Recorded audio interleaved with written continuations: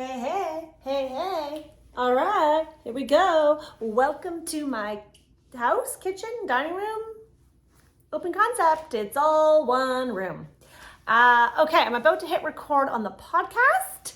Welcome back to another recorded video episode of the podcast. Let me know in the comments below if you're liking these.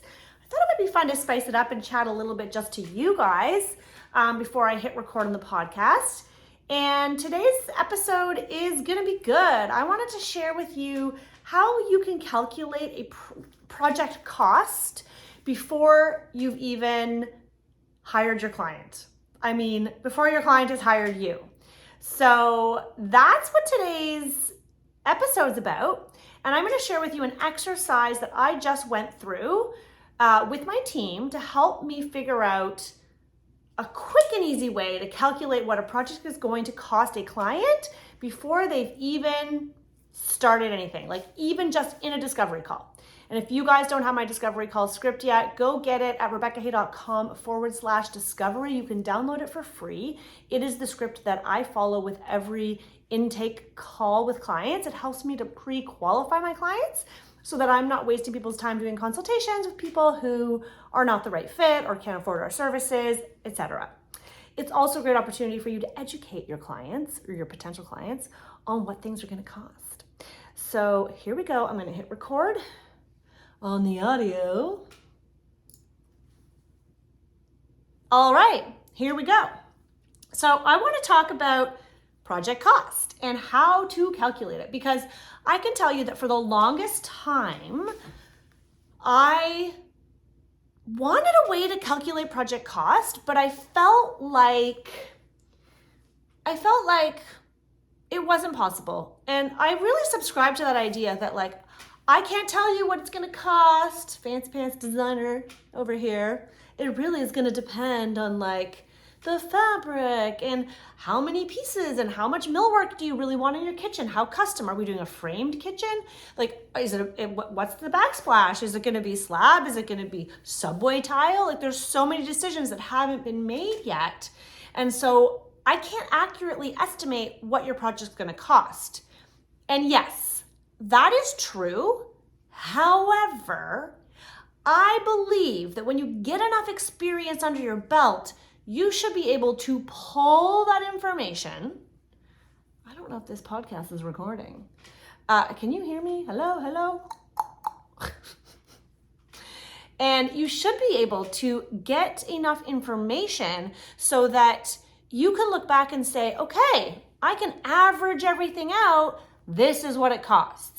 And so here's what I used to do, or I've done up until very, very recently. And I think I even mentioned this inside my discovery call script. So you guys can download that rebeccahay.com/discovery if you want to see how I pre-qualify my clients in a phone call.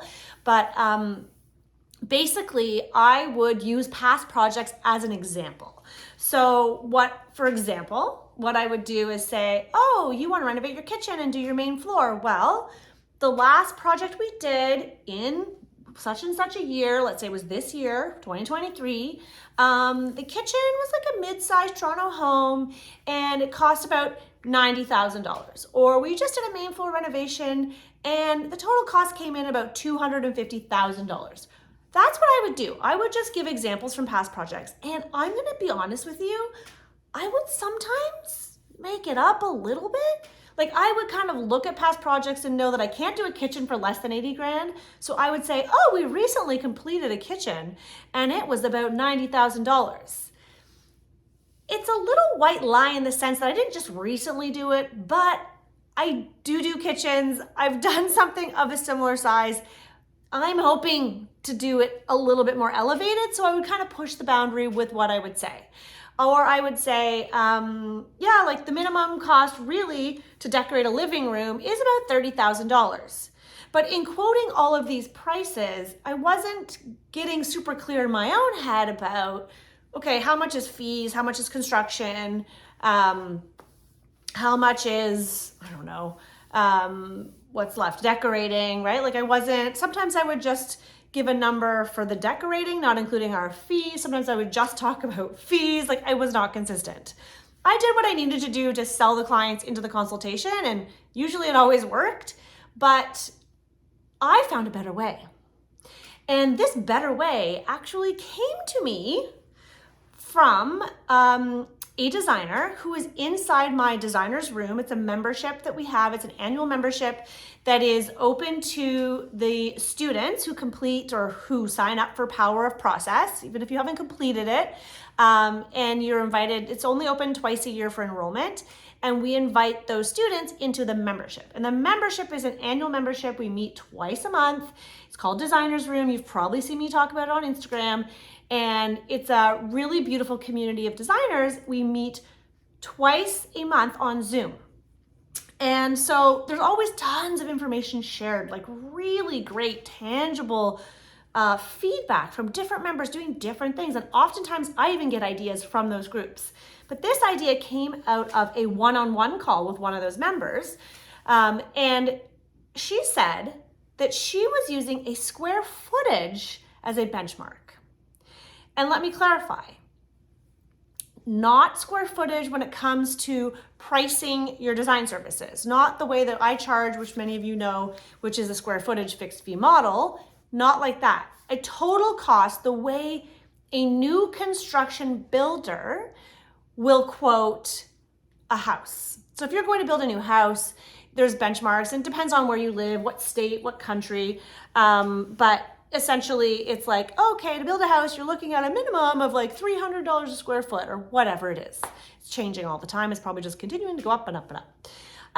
And so she said that that's what she's been using. And I thought, oh my gosh, this is brilliant, because I now have enough projects in my back pocket or in our archive that we've done with data that we can mine, and we can see what is the typical square footage of the projects we do. And so what we did, at the end of the year, and this is actually the second aha that I'm sharing with you guys for my year-end planning. So I do this end of year review.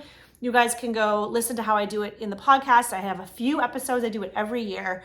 But the other takeaway that I had to do with teams' hours and how much we're charging for our services. And that was an episode. I just recorded it, so I don't know if it's come out yet at the time of recording this one, so I don't know the number, but it was all about profitability. So go listen to that one about profitability if you want to know what my other aha was. But for this aha, what we did is we pulled all of our projects that were relatively similar. We eliminated any of the outliers, right? If it was just, oh, we just had a return client and we helped her get a few more chairs, or oh, we helped this big builder with their community direction. Like, those are a little bit different projects and they shouldn't count towards figuring out an average. But we averaged out all of our projects, the total cost to the client. So fees included, construction included, decorating included, like total client spend. We put that down for every single project. And then we looked at what the square footage was for each project. And so we figured out, okay, what is the average per square foot for project A? What was the cost per square foot for project B? What was the cost per square foot for project C, D, E, all the projects? And then when we saw there was a varying cost per square foot, so maybe one was like $150 a square foot, one was $500 a square foot, one was $200 a square foot. What we then did is we averaged those numbers. And we came up with an average that was a minimum. And like, I'm saying average because it might be weighted depending on the year if you have smaller projects or bigger projects.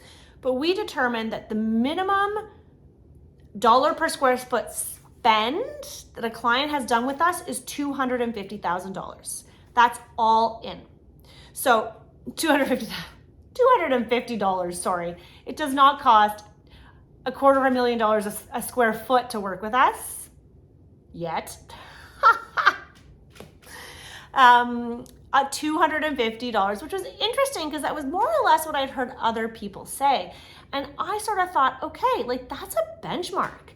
I can now say confidently in a discovery call that it's not going to be less than $250 a square foot. In fact, it's likely considerably more. And so people can start to do that mental math. And so that, because we're so focused as designers and business owners often on our fees. What's it gonna cost? Are they gonna pay for us? Are they gonna pay for us? Our clients, they're thinking about their total spend. Like, how much is this whole, if I want to put a pool in my backyard, in fact, I would love to put a swim spa. What are they called? Not a swim spa, like an in-ground immerse spa. Although I'm thinking possibly maybe in the next house because our yard is pretty small. It's like basically an in-ground pool that functions year round. Go check it out. I'm like obsessed with this idea. A friend of mine just put it in. It's amazing. You can use it year round.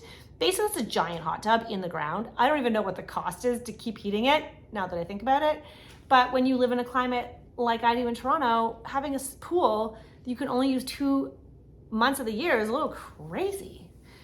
Anyways, so if I was looking at the cost, okay, I'm not just looking, okay, so the immerse spa itself maybe costs $40,000, but then how much is the landscaping?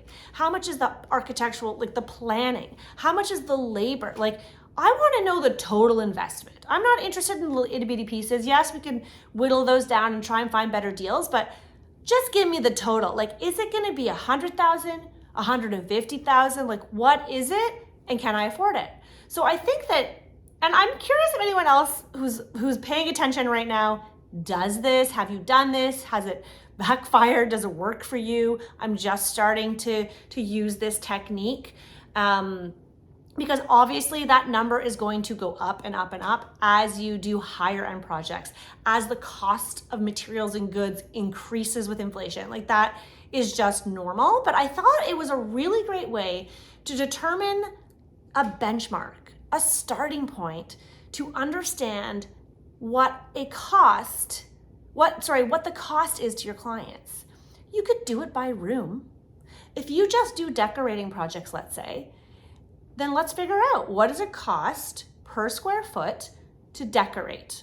And I highly recommend you include your fees in that, because then it just gives the clients a bigger picture, as opposed to like, oh, you said it was gonna be $30,000 for the living room, but then your fees $10,000. Like, what gives? So in my experience, I found that most clients really are keen to know what the total cost is gonna be. And then they'll look at, okay, what is your fee in relation to that? But oftentimes they just want to know they can afford everything that they want, which, let me be honest, they probably can't. But it's better to let them know ahead of time so they can find the money somewhere, right? Then there's always those clients that'll just keep finding the money. Those are great clients. Keep those clients close. But for the decorating example, you could say, I don't know, I'm making up this number. I don't actually know if this is true. You're looking at about $100 a square foot to decorate. And you might find that there's a threshold. So it's going to cost a little bit more for smaller spaces because you need to charge more for your time. And so that's a conversation you can have up front as well. Okay, so that is my new way of kind of getting a better understanding of project cost ahead of time. And I'm curious, I'd love to know how you guys do it. If you do it this way, if you've tried it, I think it's kind of brilliant. So we'll let you know. We'll report back to you. Let me know absolutely in the comments on YouTube, on Instagram, in our Facebook group, our interior designer meetup. Facebook is called Designer Meetups on Facebook. That's the group, the growing group where everyone is sharing resources and helping each other. And I'm often showing up there trying to answer your questions and provide even more value. So let me know, because I think this is going to be a really helpful tool to have in your back pocket, especially going into a little bit of a weird economy.